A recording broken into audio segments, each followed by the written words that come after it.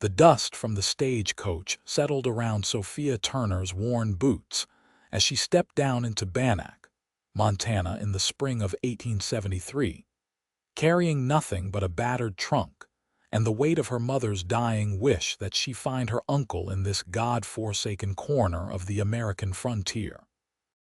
She had traveled from Vienna for 6 weeks, her accent thick as honey, her customs strange as starlight to these rough frontier people.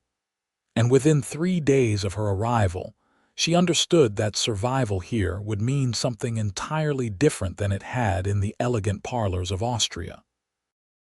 Her uncle's ranch hand stared at her like she was a curiosity in a traveling show, whispering behind calloused hands about the way she curtsied instead of nodding, the way she insisted on laying out proper table settings even when eating beans from a tin plate, the way she sometimes lapsed into German when frustrated or frightened.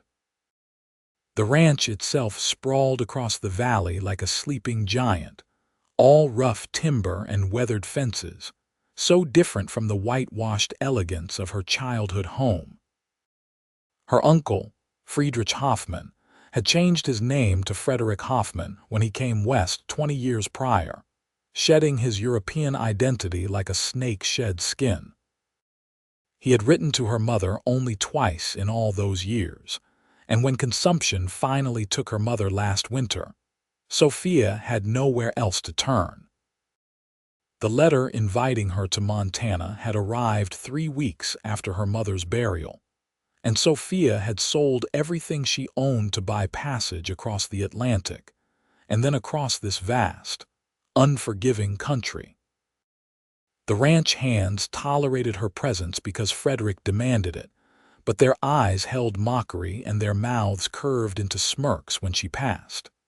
She heard them muttering in the bunkhouse at night, their voices carrying across the yard to her small room in the main house. They called her the Duchess, and fancy breeches, and worse things she pretended not to understand. When she attempted to help with ranch work, they laughed at her gloves, at the way she tried to milk a cow while maintaining perfect posture, at how she spoke to the horses in German endearments they found absurd. The town proved no better. The women at the general store whispered behind their hands when she entered, their eyes tracking her every movement like hawks watching a mouse. When she had tried to introduce herself properly in the town square her first week there, offering her hand palm down as she had been taught for a gentleman to kiss, the men had guffawed and slapped their knees, and one woman had said loud enough for everyone to hear, "Someone ought to tell the foreign girl this ain't Paris, France." Sophia had returned to the ranch with burning cheeks and a determination to somehow prove herself, though she had no idea how. She threw herself into learning the ways of this harsh land, but every attempt seemed to bring fresh humiliation. She tried to cook American food and burned it. She tried to ride a horse Western style and fell into a water trough. She tried to help mend fences and hammered her own thumb purple. The laughter followed her everywhere like a persistent shadow. On a Thursday morning 3 weeks after her arrival, Sophia woke to find the ranch in chaos. 2 horses had broken through the north fence during the night, and every available hand was needed to round them up before they wandered into the rough country where cougars hunted. Frederick himself was laid up with a twisted ankle, barking orders from his chair on the porch, and the men scrambled to saddle horses and grab ropes. Sophia emerged from the house in her riding habit, the only concession to Western life being the split skirt she had sewn herself from an old dress, and approached her uncle with her chin held high. "I can help search," she said in her careful English, still flavored heavily with her Austrian accent. "I am a good rider, uncle. You know this." Frederick's weathered face softened slightly, the only kindness he ever showed her. "Not today, girl. The men have enough to worry about without keeping an eye on you out there." The dismissal stung, but Sophia had learned not to argue. She watched from the porch as the men thundered off in different directions, their whoops and hollers fading into the morning air. The ranch fell silent except for the clucking of chickens and the distant lowing of cattle.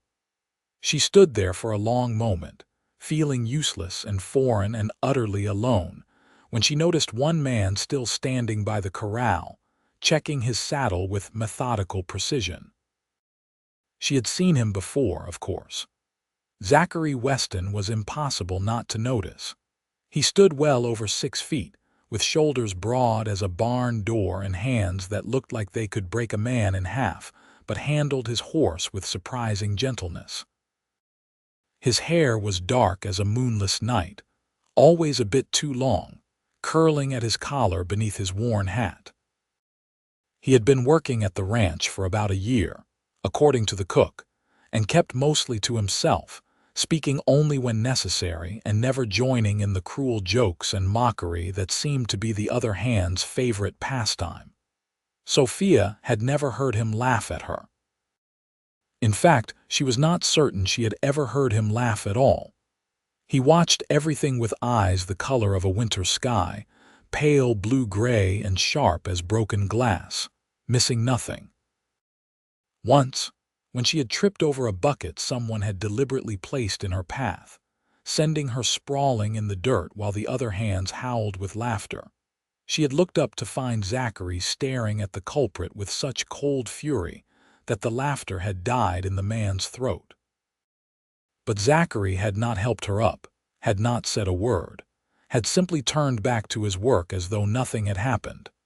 Now, watching him adjust his stirrups with practiced ease, Sophia made a decision born of desperation and stubborn pride. She walked across the yard, her boots kicking up small clouds of dust, and stopped a respectful distance from his horse. "Excuse me," she said, her accent turning the words into something musical. "Mr. Weston, yes."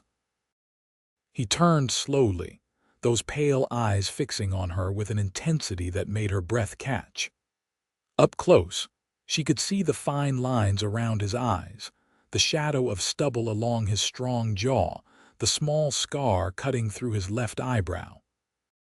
He could not be much older than 30, she guessed, though the sun and hard work had weathered his face beyond his years.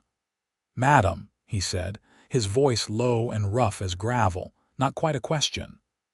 "I wish to help find the horses," she said, lifting her chin against the refusal she expected. "I am a capable rider. I will not slow you down." Something flickered in his expression, too quick to name.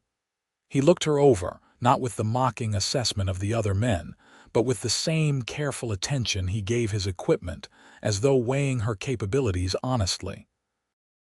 His gaze lingered on her boots, scuffed but well made, then traveled up to her face. "Can you handle rough country?" he asked finally. "Not the kind of riding you did back wherever you are from. This is hard ground, steep in places, full of holes that will break a horse's leg if you are not watching." "I can," she said, meeting his eyes with determination. "In Austria in the mountains I rode since I was small, difficult terrain. I will not be a burden to you." He studied her for another long moment, then gave a single, sharp nod. "Get your horse. We are burning daylight." Relief and triumph surged through her chest, though she kept her expression neutral as she hurried to the barn. The mare her uncle had assigned to her was a sweet-tempered bay named Liesel, and Sophia had rechristened her in German because the horse seemed to respond better to her native tongue. She saddled the mare with hands that shook slightly from excitement and nerves, checking the girth twice to make certain everything was secure. When she led Liesel back to the yard, Zachary was already mounted on his big roan gelding, sitting his saddle with the easy grace of a man born to it. He watched her mount without offering to help, which she appreciated. She had been offering her foot to men for assistance her first week, expecting them to give her a boost into the saddle as the grooms had done at home, only to be met with blank stares and more laughter. She had taught herself to mount from the stirrup alone, even with the split skirt that caught and tangled. "We are heading northeast," Zachary said once she was settled. "The tracks lead toward Grasshopper Creek. If the horses went too far, we will have trouble getting them back before dark. Stay close and watch where your mare steps. If I tell you to stop, you stop immediately." "Understood." "Understood," Sophia replied, gathering her reins. He urged his gelding forward, and Liesel fell into step beside the larger horse without prompting. They rode in silence through the ranch gate and out onto the open range, where the grass stretched golden and endless beneath a sky so blue it hurt to look at. The morning sun warmed Sophia's back, and despite the circumstances, she felt something in her chest loosen slightly. This, at least, she understood. Horses and open country spoke a language that needed no translation. They followed the tracks northeast as Zachary had predicted, his eyes constantly scanning the ground with a tracker's instinct. Sophia watched him work, noting how he read the signs in the disturbed grass and kicked up dirt, following a trail she could barely see. After perhaps half an hour of steady riding, he reined in his gelding near a cluster of cottonwood trees and dismounted, crouching to examine something more closely. Sophia stayed mounted as he had not indicated she should dismount, but she leaned forward in her saddle, curious. "What do you see?" "They stopped here for a while," he said, running his fingers over the churned earth. "Grazed some, then headed that way." He pointed toward a line of low hills in the distance. "That is the rough country I mentioned, lots of ravines and rocky outcrops. Good place for a horse to get hurt, or for us to lose the trail." He stood and brushed the dirt from his hands, then looked up at her with those unsettling pale eyes. "Your uncle will not be pleased if I bring you back hurt. Maybe you should wait here while I scout ahead." Sophia felt her jaw tighten. "I did not come this far to sit beneath a tree like a child. I told you I can handle difficult riding." "I am sure you can," he said, his tone giving nothing away. "But handling it in the mountains of Austria and handling it here are two different things. I have seen men who were born to the saddle break their necks in country like that." "Then we will both be careful," she said firmly. "But I am going." A ghost of something that might have been amusement touched his expression, there and gone so quickly she might have imagined it. He swung back into his saddle without another word and guided his gelding toward the hills. Sophia followed, her heart beating faster with a mixture of nervousness and exhilaration. The terrain grew rougher as they climbed, the gentle slopes giving way to steeper inclines scattered with loose rock and prickly brush. Liesel picked her way carefully, her ears swiveling forward and back as she navigated the uncertain footing. Ahead of her, Zachary moved with the same deliberate caution, never rushing, always choosing the safest path. Once he held up his hand in a signal to stop, and they both froze as a rattlesnake slithered across the trail not 10 feet ahead, its scales glinting in the sunlight like beaded copper. When the snake had disappeared into the rocks, Zachary looked back at her. "You did well. Some horses would have spooked." It was the first compliment anyone in Montana had given her, and Sophia felt warmth spread through her chest that had nothing to do with the sun. "Liesel is very brave," she said, patting the mare's neck. "And I spoke to her in German. It calms her." "What did you say?" I told her Ruhig Liebling, which means calm, darling. It is what my mother used to say to me when I was frightened as a child. Zachary nodded slowly, as though committing the words to memory, then turned his attention back to the trail.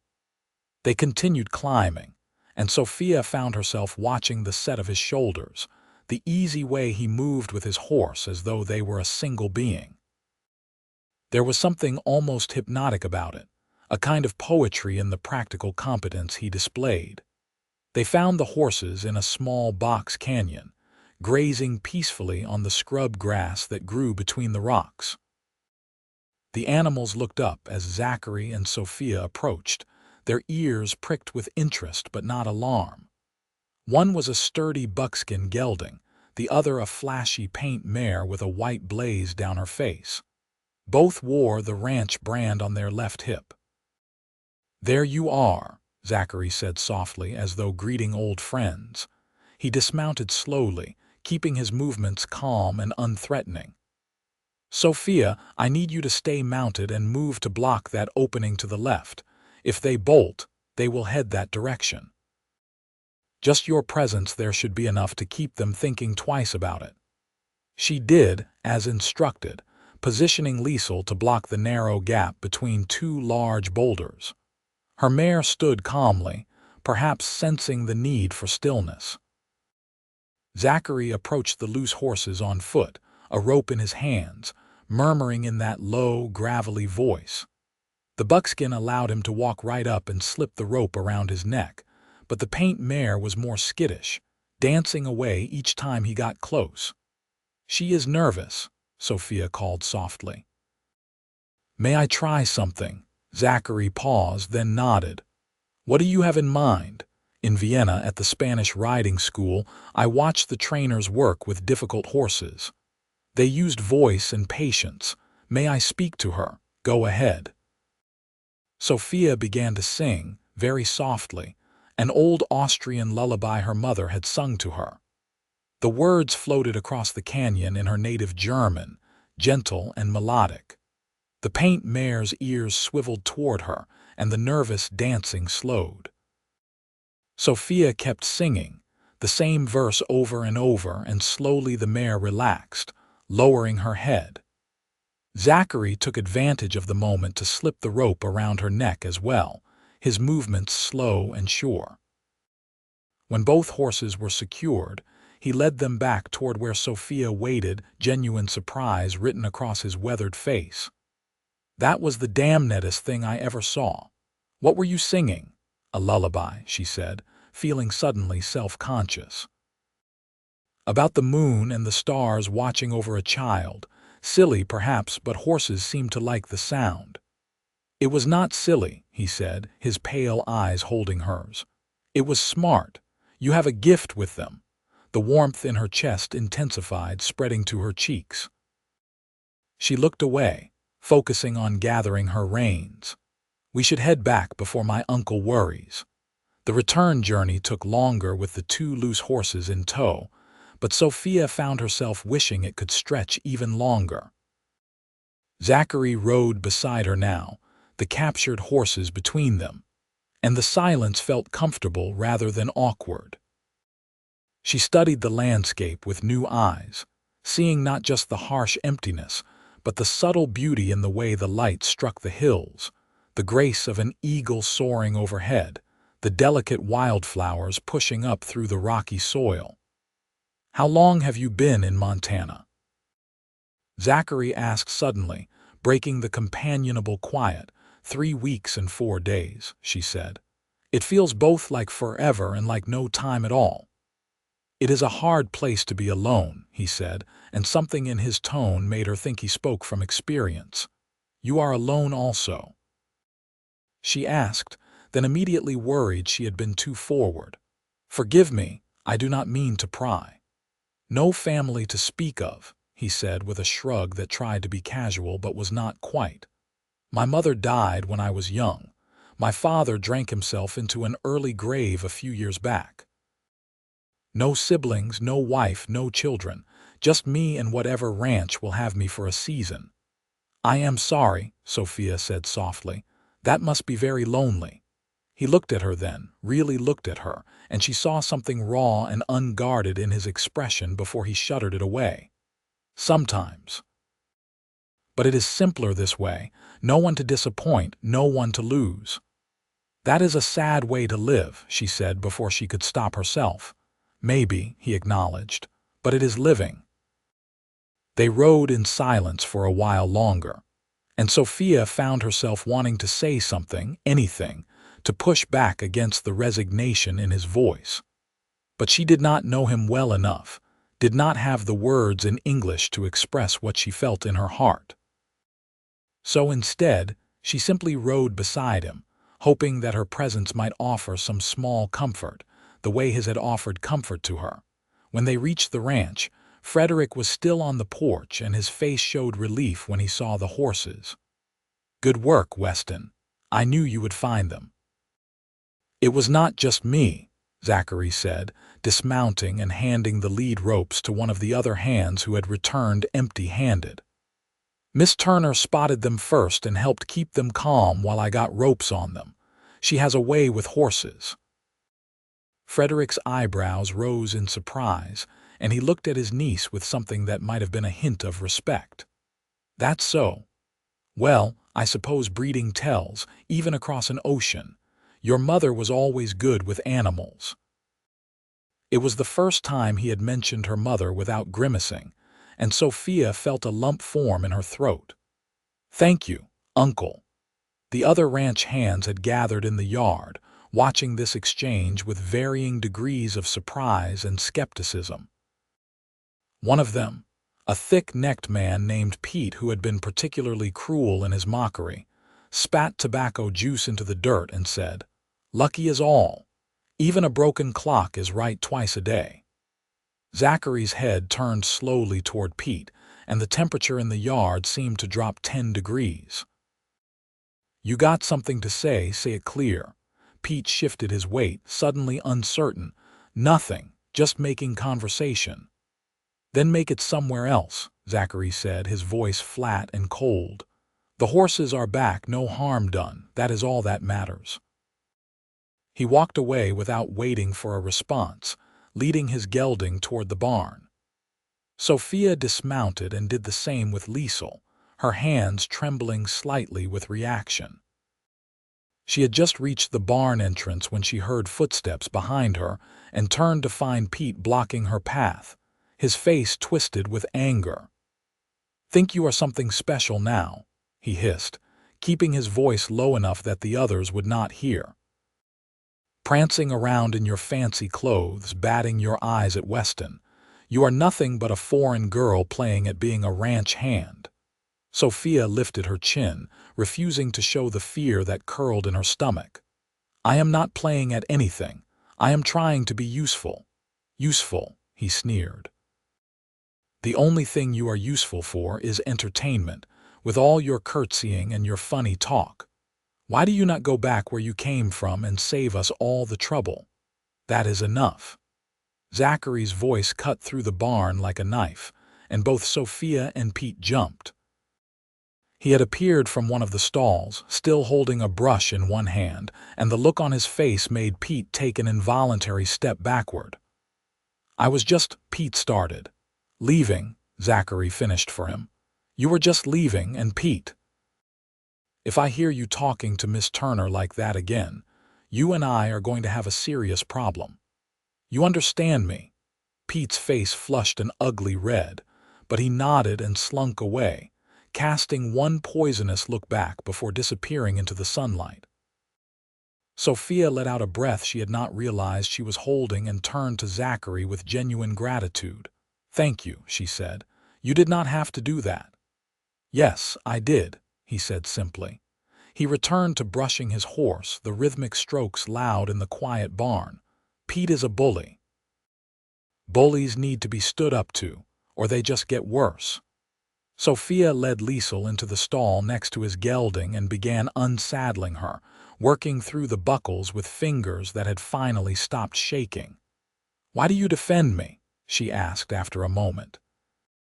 "The others, they do not care what happens to me. They think I am foolish and strange." Zachary paused in his brushing, then continued, not looking at her. "Because you are not foolish.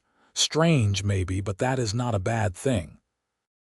And because I know what it feels like to be alone in a place where no one wants you." His honesty took her breath away. She had expected platitudes or deflection, not this raw admission. "Is that why you keep to yourself? Because you feel unwanted?" "I keep to myself because it is easier," he said. "People are complicated. Horses, cattle, the land, they are simple. They do not judge you, do not expect you to be something you are not. Sophia finished removing Liesel's saddle and began brushing the mare's sweaty coat, thinking about his words. But do you not get lonely? I am lonely all the time here. I miss my home, my friends, the way people spoke and thought and lived. Everything here is so different, and I do not know how to bridge that gap. Then do not, he said, surprising her again. Do not try to be like them. Be yourself and let them adjust to you. The ones worth knowing will come around eventually. You sound very certain of that. He finally looked at her over his gelding's back, and something in his expression made her heart skip. I am certain about you, he said quietly. I have been watching you these past weeks. You try so hard to fit in, to make yourself smaller and quieter and less foreign. But the truth is, the things that make you different are the things that make you remarkable. The way you talk to horses in German, the way you insist on proper manners even in a rough place, the way you refuse to give up even when everyone was laughing at you. That takes courage. Tears prickled at the corners of her eyes and she blinked them back furiously. I do not feel courageous. I feel lost and scared most of the time. Courage is not the absence of fear, he said. It is doing what needs to be done despite the fear. You have more of it than most men I know. They finished tending their horses in silence, but it was a different kind of silence now, heavy with things unspoken. When Sophia finally left the barn and walked back to the main house, she felt as though something fundamental had shifted between them, like the first crack in winter ice that signals the coming thaw. That night at dinner, Frederick mentioned their success with the horses again, and for once, the other hands did not make jokes at Sophia's expense. Pete was notably silent, focusing on his food with grim determination, and the others seemed to sense that the wind had changed direction. Zachary sat at the far end of the long table as always, eating methodically and speaking only when spoken to. But twice, Sophia looked up to find his pale eyes on her, and each time she felt that same skip in her heartbeat. The next few days passed in a strange new rhythm. Sophia continued her attempts to help around the ranch, and while the other hands still regarded her with skepticism, the outright mockery had lessened.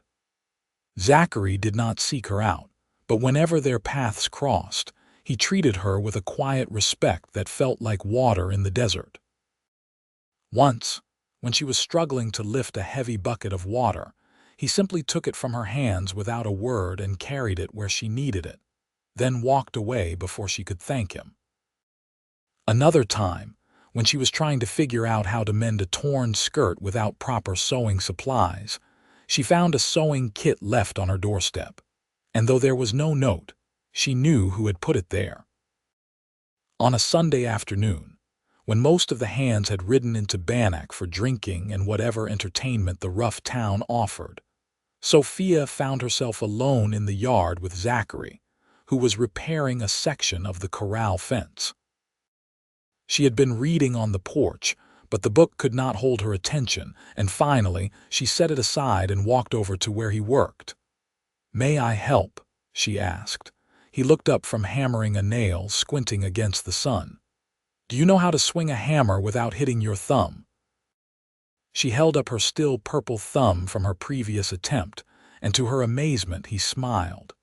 It transformed his entire face, softening the hard lines and making him look younger, almost boyish. "Fair point," he said, "but I could use someone to hold the boards steady while I nail them."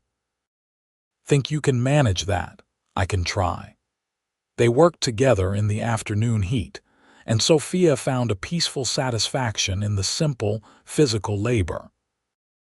Zachary showed her how to hold the boards at the right angle, how to brace them against the fence post, and he praised her when she did it correctly. As they worked, he began to talk, and Sophia realized she was hearing stories he probably did not share with many people. He told her about growing up in Kansas, about learning to ride before he could properly walk, about his mother who had played piano and tried to bring culture to the frontier before a fever took her when Zachary was 8. He told her about drifting west after his father died, working on ranches in Colorado and Wyoming before landing in Montana last year. His voice was low and measured, and Sophia hung on every word, piecing together the portrait of a man who had been shaped by loss and loneliness, but had somehow remained fundamentally good. When she asked him why he had never settled anywhere permanently, never tried to start his own ranch or build a real home, he was quiet for a long moment. "I suppose I never saw the point," he said finally. "What is a home without someone to share it with? Just a building, just walls and a roof." "But you could find someone," Sophia said. "A good man like you. Surely there are women who would." "I am not easy to be with," he interrupted gently. "I am quiet and set in my ways. I do not dance or make pretty speeches. Most women want more than I know how to give." "Maybe you just have not met the right woman," she said, and then felt her face heat as she realized how forward that sounded. He looked at her for a long moment, his pale eyes unreadable, then returned his attention to the fence. "Maybe," was all he said. They finished the repair work as the sun was beginning its descent toward the western mountains, painting the sky in shades of orange and gold. Sophia's hands were sore and splintered. Her dress was dusty and stained with sweat, and she had never felt more satisfied with a day's work in her life. As they put the tools away, Zachary turned to her with that rare smile again. "You did good work today," he said. "Real ranch work, not just helping. You should be proud." "I am," she said, and realized it was true. "Thank you for letting me help and for the stories. I feel like I know you better now." Something flickered across his face, and he opened his mouth as though to say something, then seemed to think better of it. Instead, he just nodded and said, "You are welcome." As Sophia walked back to the house, she found herself thinking about Zachary in ways she had not allowed herself to think about a man before. In Vienna, there had been suitors, of course, young men from good families who had called on her mother and made polite conversation in the parlor. But they had all felt like paper dolls, flat and predictable, and none of them had stirred anything in her heart. Zachary was different. He was real in a way those polished gentlemen had never been, all rough edges and quiet strength and unexpected tenderness. The realization frightened her. She barely knew him, and what she did know suggested he was not looking for connection or complications in his life.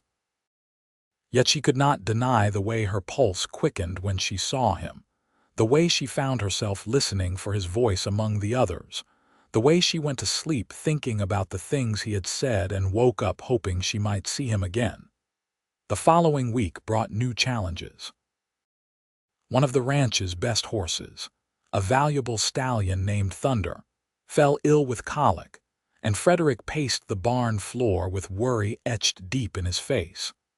The horse was worth more than most of the ranch hands would earn in a year, and losing him would be a significant financial blow. The local veterinarian was 3 days' ride away in Virginia City, and by the time someone could fetch him, it might be too late. Sophia stood at the stall door, watching Thunder pace and paw the ground in distress, his belly distended and his eyes rolling with pain. She had seen horses with colic before, back in Vienna, and she knew how deadly it could be. The stable master at the riding school had taught her some techniques for helping a horse through the worst of it, but she had never tried them on her own, and she was terrified of making things worse.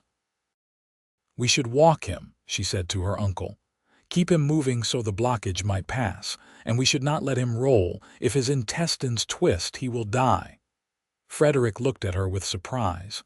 "You know about colic?" "Some," she admitted. "I am not an expert, but I have watched others treat it. I could try if you will let me." He hesitated, clearly torn between desperation and doubt, but finally nodded. Do what you can. I will have the men take turns walking him if he needs it." Sophia spent the next 12 hours in the barn with Thunder, walking him in slow circles around the yard when he grew restless, speaking to him in soft German when he grew agitated, rubbing his belly when he would stand still long enough to allow it. Zachary appeared sometime after midnight, carrying a lantern and a cup of coffee. "Thought you might need this," he said, handing her the coffee. "And an extra pair of hands if you will take them." Relief washed over her so strongly she nearly wept. "Yes, please. I am so tired and I am afraid if I rest, something will happen." "Then rest," he said firmly. "I will watch him. You cannot help if you collapse from exhaustion." She wanted to argue, but her body was screaming for sleep, and she trusted Zachary in a way she did not fully understand. She sat down on a hay bale, intending to close her eyes for just a moment, and woke to find morning sunlight streaming through the barn door and Zachary still walking Thunder in patient circles. The horse looked better, his eyes clearer, his movements less pained. Sophia scrambled to her feet, horrified that she had slept so long. "I am sorry. I should not have Thunder passed manure about an hour ago," Zachary interrupted, and the relief in his voice was palpable. "A good amount. I think he is through the worst of it. Truly." She rushed to the horse's side, running her hands over his belly. It was still tender, but the dangerous distension had decreased, and when Thunder nuzzled her shoulder, she laughed with pure joy. "Oh, you brave boy, you did it. You fought through it." Frederick arrived shortly after, and when he saw Thunder standing calmly in his stall, munching on a small amount of hay, his entire face transformed. "By God, girl, you saved him. You actually saved him."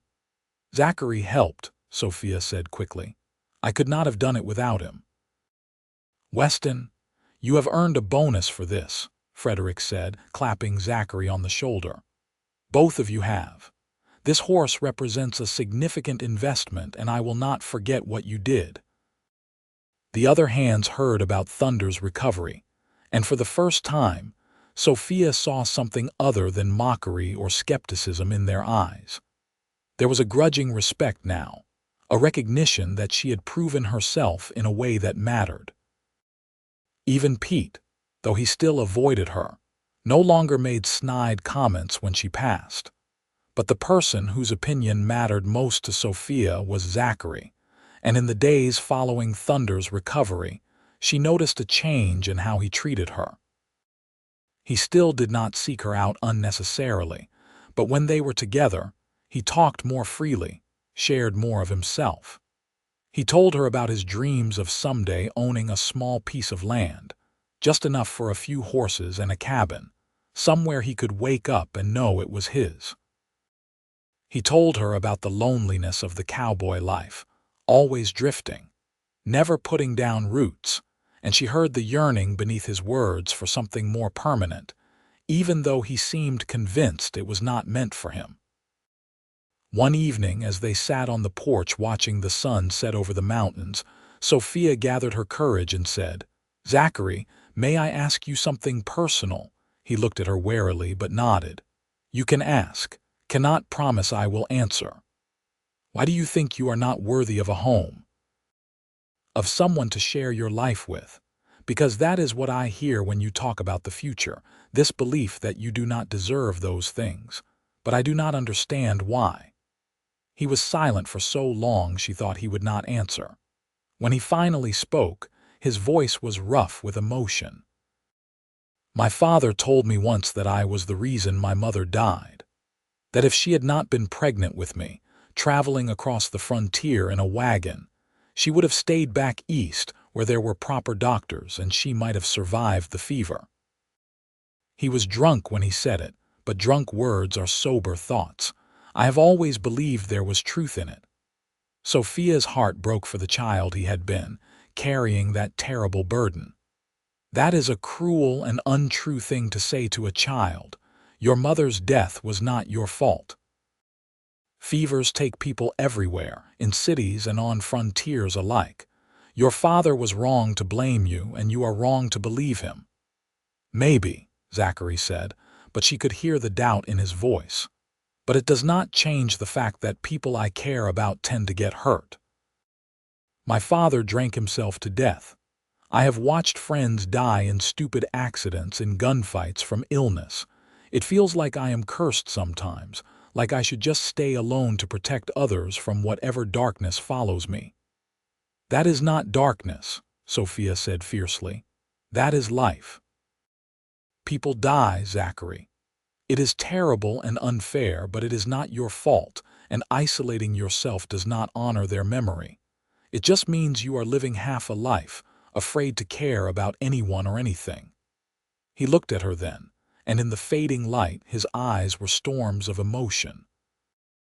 "And what if I let myself care about someone and lose them too? What if I am not strong enough to survive that again? What if you are?" she challenged. "What if you let yourself care and it turns out to be the best thing that ever happened to you? You cannot live your whole life afraid of loss. That is not living at all. You sound very certain of that." "I am certain," she said, "because I have lost everything too. My mother, my home, my country, everything familiar and safe.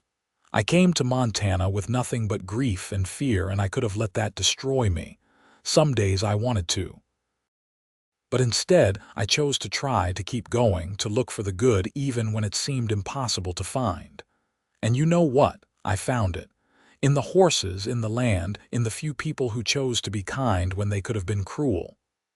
She paused, then added softly, "I found it in you." The words hung between them, heavy with meaning. Zachary stared at her, and she saw surprise, fear, and something that might have been hope flicker across his face. "Sophia, you do not have to say anything," she interrupted, suddenly terrified of what he might say, of the rejection she might see in his eyes. "I just wanted you to know that your friendship has meant everything to me. You made me feel less alone when I thought I might drown in loneliness.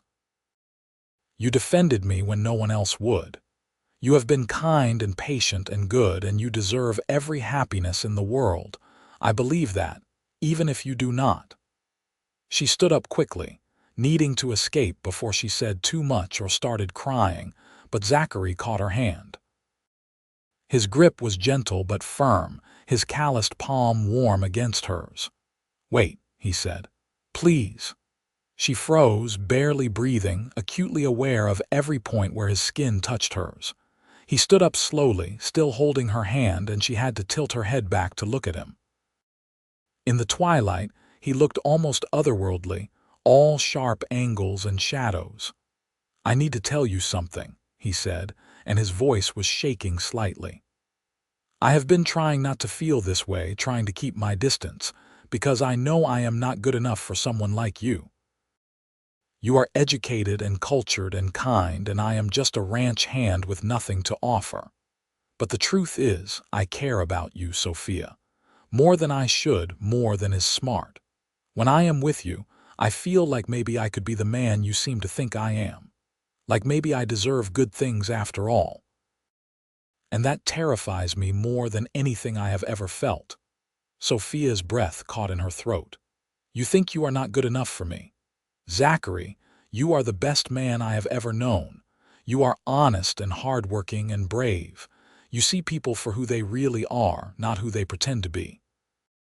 You have shown me more kindness in a few weeks than most people showed me in a lifetime in Vienna. How could you possibly think you are not good enough?" "Because I have nothing," he said, and there was anguish in his voice. "No land, no money, no future beyond the next ranch that will hire me.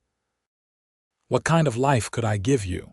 "The kind of life I want," she said, stepping closer to him, closing the space between them until she could feel the heat radiating from his body.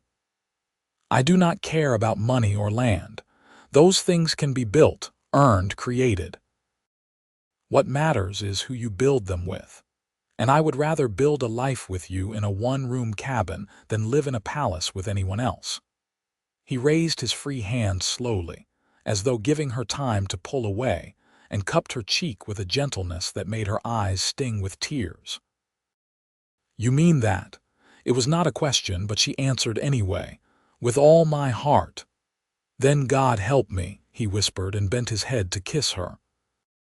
His lips were soft despite the harsh life he had lived, and the kiss was tender, questioning, as though he was afraid she might shatter in his arms. Sophia leaned into him, answering his unspoken question with her own response, her free hand coming up to rest against his chest, where she could feel his heart hammering beneath her palm. The kiss deepened, and she felt something unlock inside her, some tightly wound spring of loneliness and fear finally releasing its grip. When they finally pulled apart, both breathing hard, Zachary rested his forehead against hers. "I am still terrified," he admitted. "But I am more terrified of losing you without ever trying." "Then we will be terrified together," she said, and felt him smile against her hair. They spent every moment they could together after that, stealing time between chores and responsibilities. Zachary taught Sophia to rope and brand cattle, to read the weather in the shape of the clouds, to track animals by the prints they left in the mud. She taught him phrases in German, laughed at his clumsy pronunciation, and told him stories about Vienna that made him marvel at how different their worlds had been. They talked for hours about everything and nothing, discovering each other's thoughts and dreams and fears, building a foundation of understanding that felt stronger than any structure of wood and stone. Frederick noticed, of course. It would have been impossible not to. The way Sophia's face lit up whenever Zachary entered a room, the way Zachary's eyes followed her like she was the sun, and he was a flower turning toward the light. One evening, he called Zachary into his study, and Sophia paced the hallway outside, terrified that her uncle would forbid the relationship or worse, fire Zachary. When Zachary emerged half an hour later, his face was carefully neutral. He took Sophia's hand and led her outside, away from the house, before he finally spoke. "Your uncle asked me what my intentions were toward you," he said. Sophia's heart sank. "And what did you tell him?" "I told him the truth, that I love you more than I thought it was possible to love anyone. That I want to marry you if you will have me, and spend the rest of my life trying to deserve you. That I know I do not have much to offer right now, but I am willing to work as hard as it takes to build a life worthy of you." "And what did he say?" A slow smile spread across Zachary's face.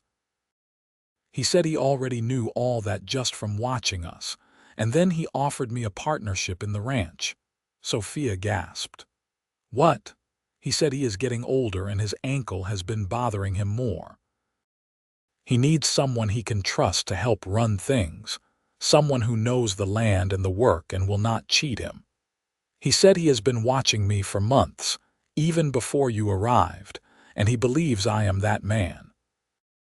The partnership comes with a share of the profits, a small house on the eastern edge of the property, and his blessing to court you properly."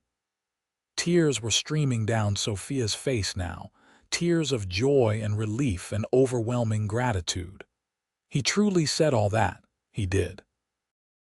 Zachary took both her hands in his pale eyes shining with emotion. "Sophia Turner, I know we have not known each other long, but I cannot imagine my future without you in it. Will you marry me?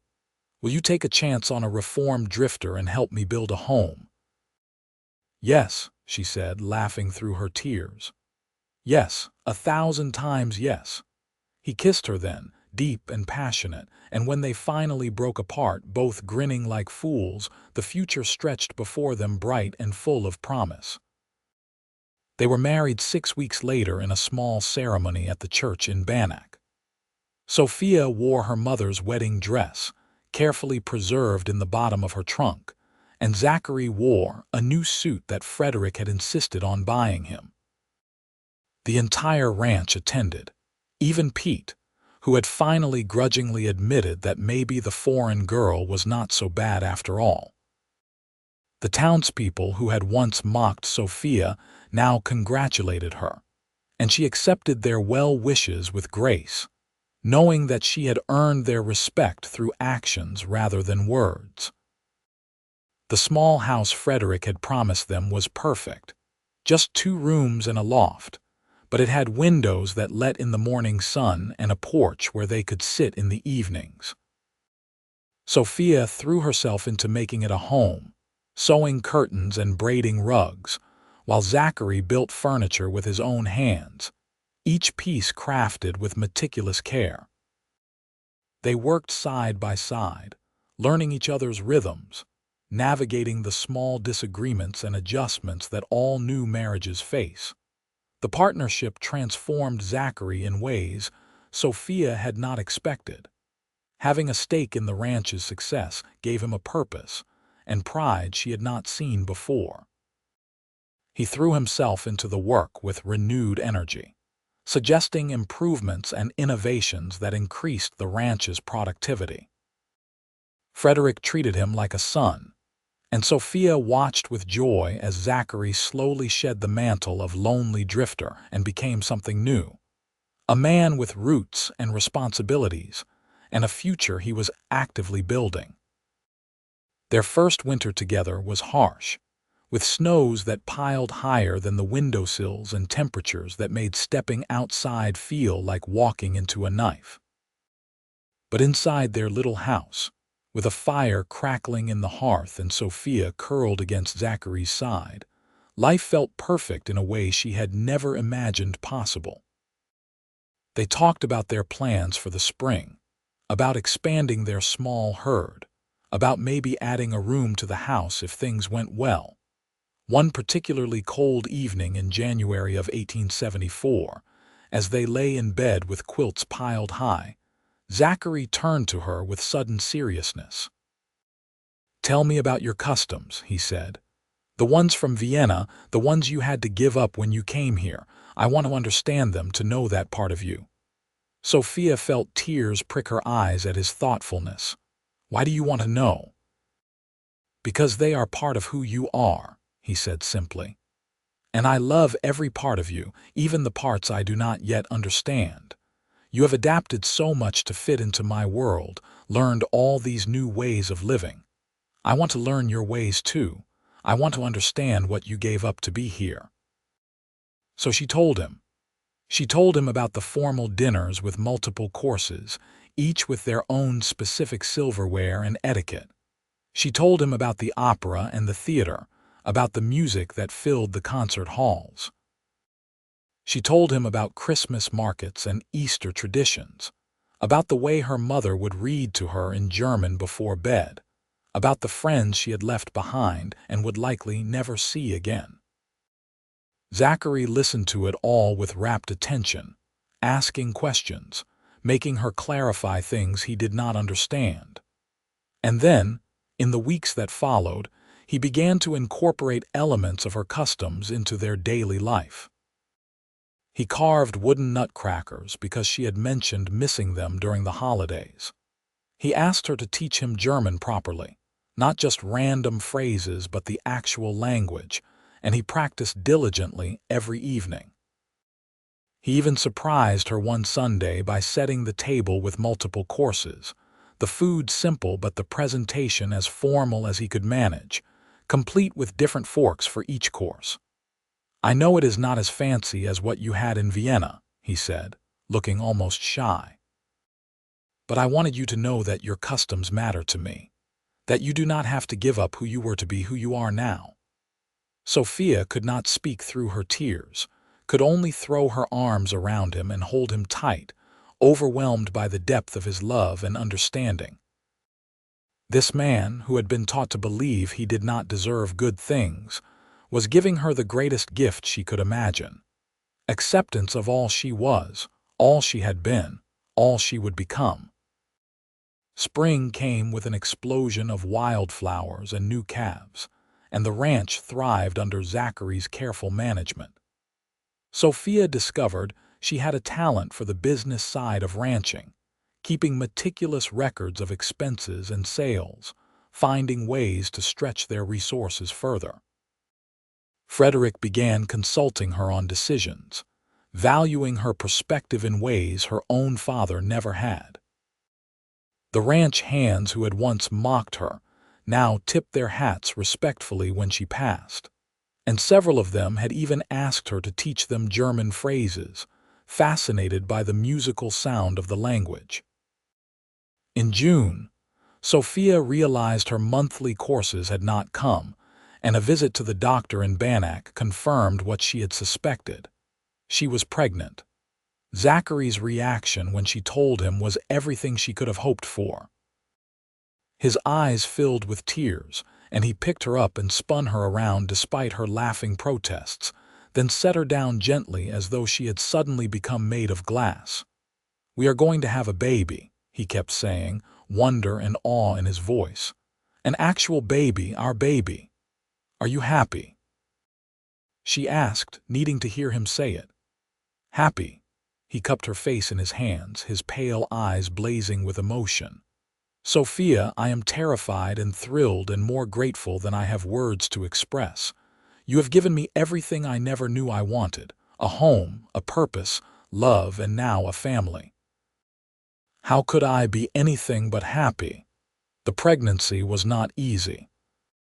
Sophia suffered from severe morning sickness for the first 3 months, and Zachary fretted over her constantly, bringing her water and crackers, holding her hair back when she was sick, reading to her in the evenings to keep her mind off the discomfort.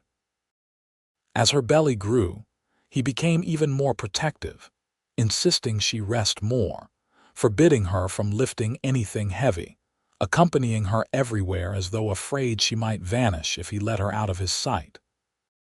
"I am pregnant, not made of porcelain," she finally told him with exasperated affection. "Women have been having babies since the beginning of time. I will be fine." "I know," he said, but his eyes were dark with worry. "But I cannot help remembering what my father said about my mother, how she died from complications. If anything happened to you, Sophia, I would not survive it." She took his hand and placed it on her swollen belly, where their baby was kicking vigorously. "Feel that. That is your child, strong and healthy, fighting to be born. And I am strong too. I survived crossing an ocean and half a continent. I survived loneliness and mockery and losing everything I ever knew. I will survive this too, and we will have a beautiful baby to show for it." Their son was born on a cold February morning in 1875, arriving with lusty cries and a full head of dark hair. Zachary was present for the birth, holding Sophia's hand through the long hours of labor, and when the midwife finally placed the baby in his arms, Sophia watched him fall in love all over again. "He is perfect," Zachary whispered, tears streaming down his face. "Absolutely perfect." They named him Thomas William Weston, combining names from both their families, and he became the center of their world. Zachary proved to be a devoted father, changing diapers without complaint, walking the floor with Thomas when he cried in the night, talking to him constantly in both English and the German that Sophia taught him. Watching them together, Sophia felt her heart might burst from happiness. Frederick doted on his great-nephew, declaring that the boy would inherit his share of the ranch someday, ensuring the family legacy continued. The ranch hands made a fuss over the baby, even Pete, who had developed a surprising soft spot for children. The house that had once felt too small now felt exactly right, filled with the sounds of life and love. As Thomas grew from infant to toddler, Sophia and Zachary's life settled into a comfortable rhythm. They worked the ranch together, raised their son together, and continued to discover new depths to their love. Zachary never stopped trying to understand Sophia's Austrian heritage, and she never stopped appreciating his efforts. They developed their own unique blend of customs, mixing the formal traditions of her past with the practical simplicity of frontier life. On Thomas's third birthday, Zachary surprised Sophia with a special gift. He had been working in secret for months, and when he led her to the barn, she found a beautiful piano, carefully transported from Virginia City. "I know it is not as grand as the ones in Vienna," he said, "and I know you have not played in years. But I remember you mentioning how your mother used to play, and I thought maybe you would like to pass that tradition on to Thomas." Sophia ran her fingers over the keys, producing a cascade of notes that sounded like hope and memory and joy. "How did you afford this?" "I have been saving," he admitted. "Every extra dollar from my partnership share I put aside. I wanted to give you something that connected you to your past, to your mother. You gave up so much to be here with me. This seems like a small thing in comparison." But it was not a small thing. It was everything. Sophia threw her arms around him, overwhelmed once again by his thoughtfulness. "I love you," she said fiercely. "I love you more than I ever thought it was possible to love someone." "I love you too," he said, holding her tight. "Every single day I love you more." They had 2 more children over the next 6 years. A daughter they named Margaret Rose in 1878, and another son, Frederick James, in 1880.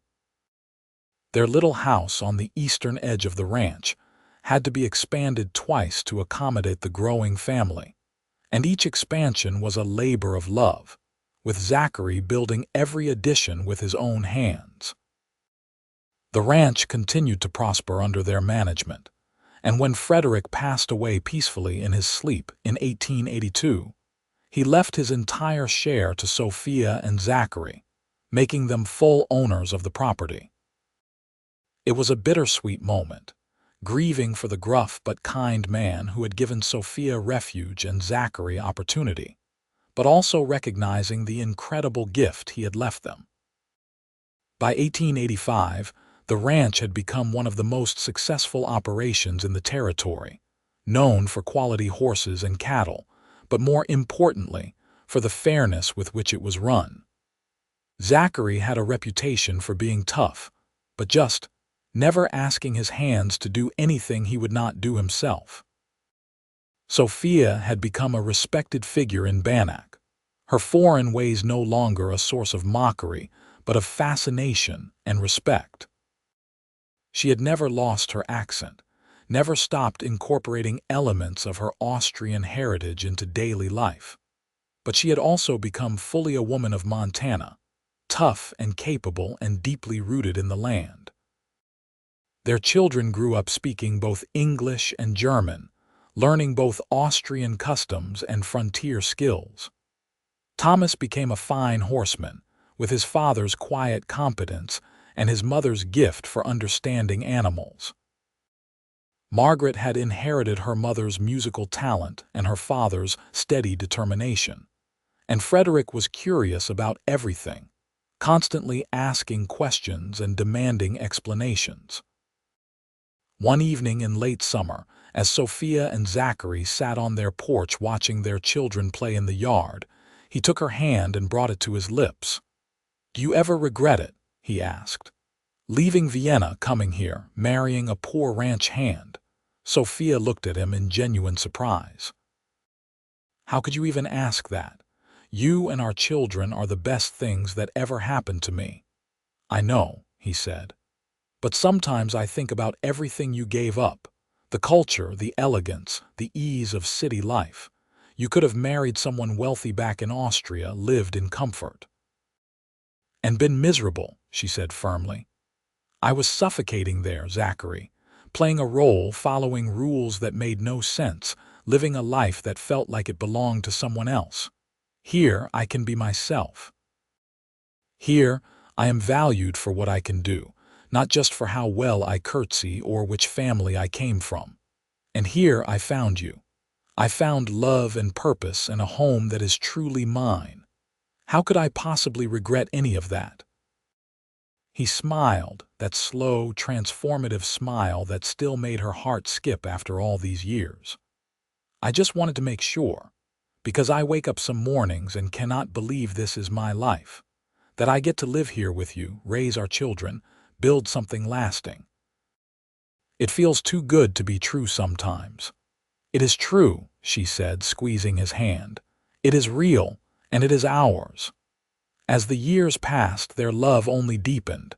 They weathered droughts and harsh winters, economic downturns and personal losses. They celebrated births and mourned deaths, supported their children through scraped knees and broken hearts, and built a legacy that extended far beyond the boundaries of their ranch. Thomas grew into a fine young man and fell in love with the daughter of a neighboring rancher, marrying her in 1898 and bringing her to live on the family property. Margaret showed such talent on the piano that she eventually traveled east to study music, returning 2 years later with refined skills and a husband she had met in Denver. Frederick followed his curiosity into books and learning, eventually becoming a teacher in Bannack, educating the next generation of Montana children. Zachary and Sophia became grandparents in 1900, when Thomas and his wife had a baby girl, and the joy of watching their grandchild grow brought a new dimension to their happiness.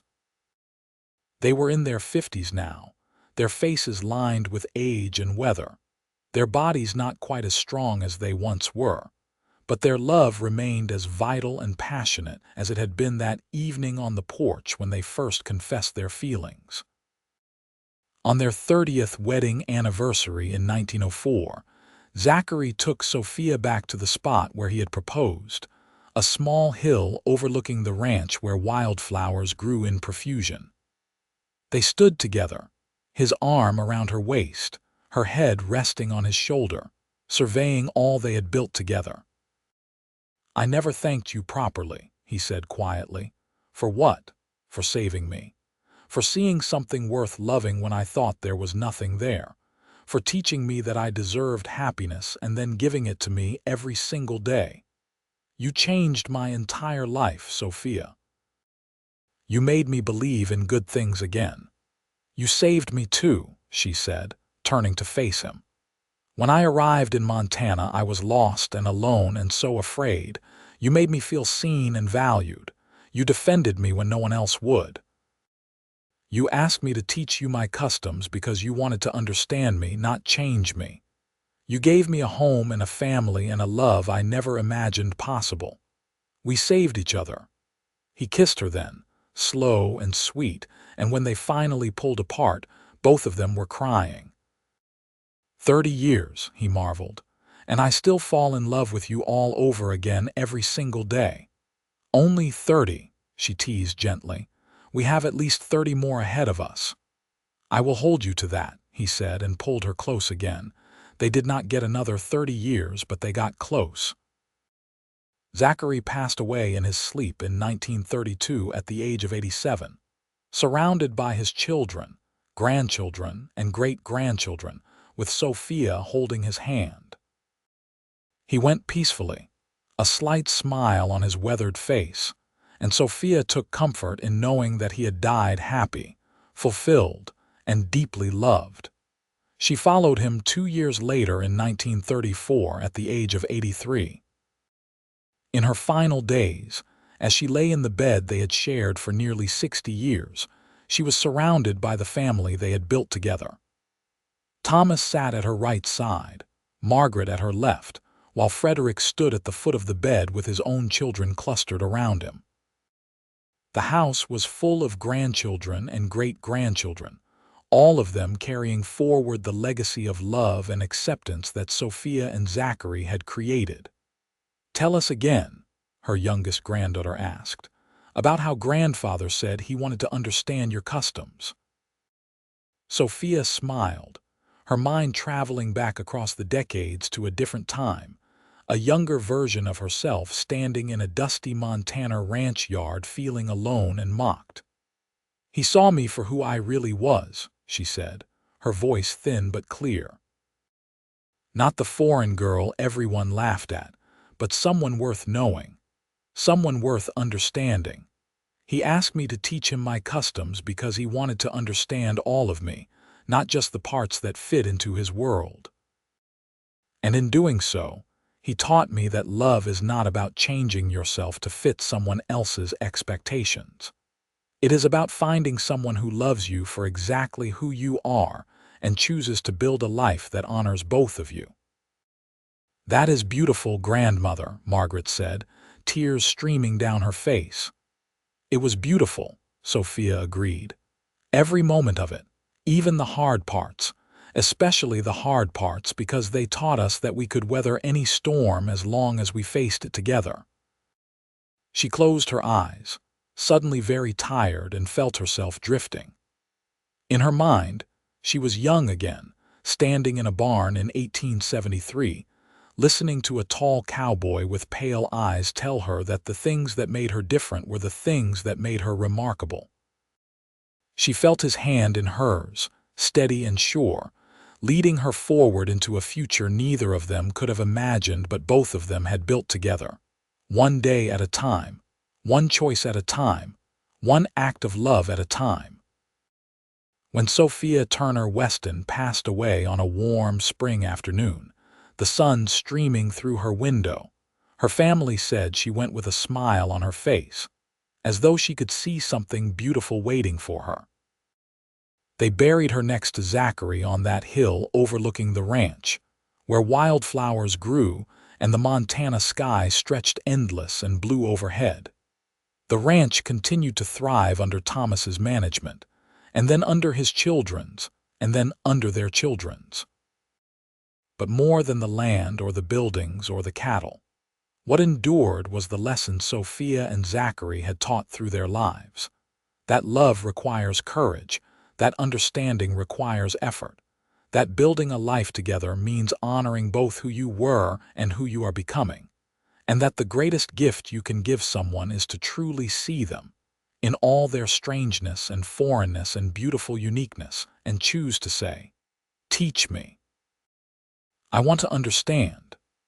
Their story became legend in Bannack and the surrounding territory, the tale of the Austrian girl who was mocked for her foreign ways and the quiet cowboy who asked to understand them, and how their love had built something that lasted generations. Children grew up hearing about Sophia's accent and customs, about Zachary's patient questions and earnest efforts to learn, about how two people from completely different worlds had found each other in the harsh Montana frontier and created something beautiful together. In the end, it was not the ranch or the money or the success that mattered. It was the love they had shared, the family they had raised, the example they had set. It was the way Zachary had looked at Sophia every single day of their 60 years together, as though she was the most remarkable thing he had ever seen. It was the way Sophia had never stopped teaching him about her heritage, and he had never stopped learning, right up until the day he died. It was proof that love could bridge any divide, that understanding could overcome prejudice, that two lonely people could find each other even in the most unlikely circumstances, and build something that would echo through the generations. It was, quite simply, a love story for the ages, played out against the backdrop of the American frontier, and it ended not with tragedy or loss, but with a fullness and completion that felt like the most perfect ending imaginable. Their great-great-grandchildren still live on the ranch today, still speaking German alongside English, still setting aside one night a week to have a formal dinner with multiple courses, still honoring the customs that Sophia brought from Vienna and the traditions that Zachary built on the Montana frontier. The piano he bought her still sits in the main house, played by each new generation. And on their graves on that hill where wildflowers grow, someone has carved a simple epitaph that captures everything they were to each other. She was mocked for her foreign ways. He said, "Teach me your customs. I want to understand." And in understanding, they found love.